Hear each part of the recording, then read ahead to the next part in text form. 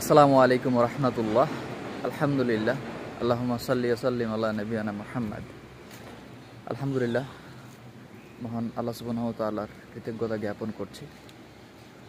আল্লাহ সুবহানাহু ওয়া তাআলা দয়া করেছেন বিধায় আরও একটি সকালে প্রথমনের কথন করার সুযোগ হচ্ছে। আলহামদুলিল্লাহ,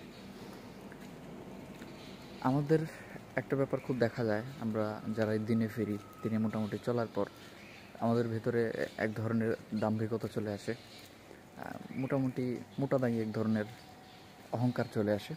সেটা হয়তো দিনে থাকার জন্য হতে পারে, কিংবা অন্য কোনো কারণে হতে পারে, বাট এটা চলেই আসে। অনেক সময় হয়তো যারা দিন প্র্যাকটিস করছে না, বা যারা হয়তো দিন থেকে একটু দূরে আছে,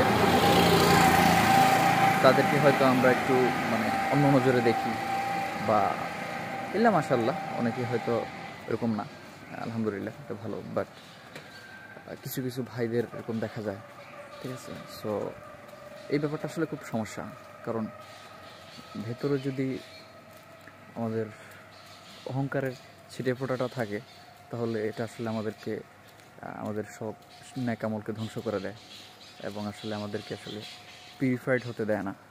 এটা একটা সমস্যা। সো আমাদের আসলে উচিত ওই ব্যাপারগুলো আসলে দেখা, ওই ব্যাপারগুলো আসলে কারেকশন করা,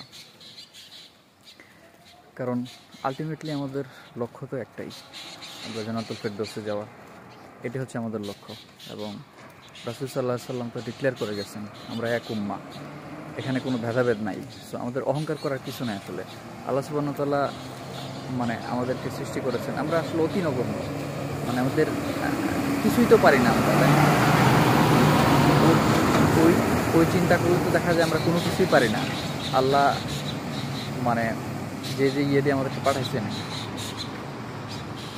আমাদের তো কোনো পাওয়ারই নেই। সো এই ক্ষুদ্র পাওয়ার নিয়ে যদি আমরা অহংকার করি, তা তার কোনো লাভ নেই। আর বিনয়ী হতে হবে, কারণ বিনয়ী হলেই দেখা যাবে যে আরেকজন আমার কাছে আসতেছে, আরেকজনের সাথে আমার হয়তো ইন্টারাকশনটা হচ্ছে, ঠিক আছে। আর নাহলে আত্মহংকার হয়ে আসলে কোনো লাভ নেই। আলটিমেটলি এটা আমাদেরকে আসলে ধ্বংসের দিকে ধাবিত করে দিবে। আর রাসূল সাল্লাল্লাহু আলাইহি ওয়াসাল্লামের হাদিস আছে, সেই হাদিস, যে সরিষা পরিমাণে কারোর ভিতরে যদি অহংকার থাকে, তাহলে সে জান্নাতে যাবে না। তাহলে এই থেকে আমরা বুঝতে পারি যে জান্নাতে যদি আমাদেরকে যেতে হয়, তাহলে ডেফিনেটলি আমাদেরকে অহংকারকে দূরীভূত করতে হবে, আমাদেরকে একেবারে পিউরিফাইড হতে হবে, ভেতরে কোনো অহংকারের ছিটে ফোঁটা রাখা যাবে না। এর জন্য আমাদের এই ব্যাপারে সতর্ক হতে হবে। ইনশাল্লাহ আমরা অহংকার থেকে দূরে থাকব, এবং যে ভাইরা দিন থেকে দূরে আছে তাদেরকে আমরা সফটলি দাওয়াত দিব, তাদেরকে আমরা উৎসাহ দিব, এমনভাবে আসলে দাওয়াত দিব না যাতে করে তারা এটা ভাবে যে আসলে তাদেরকে আমরা নেগলেক্ট করছি বা ছোটো করছি। ইনশাআল্লাহ আল্লাহ আমাদেরকে বোঝার তৌফিক দান করুক। আজকের মতো এই পর্যন্তই। সবাই ভালো থাকুন, সুস্থ থাকুন। যারা মারা গেছে তাদের কবরের আযাব আল্লাহ সুবহানাহু ওয়া তাআলা মাফ করে দিক, সবাইকে জান্নাতুল ফেরদৌস দান করুক। সবাই ভালো থাকুন, সুস্থ থাকুন। আসসালামু আলাইকুম ওয়া রাহমাতুল্লাহি ওয়া বারাকাতুহু।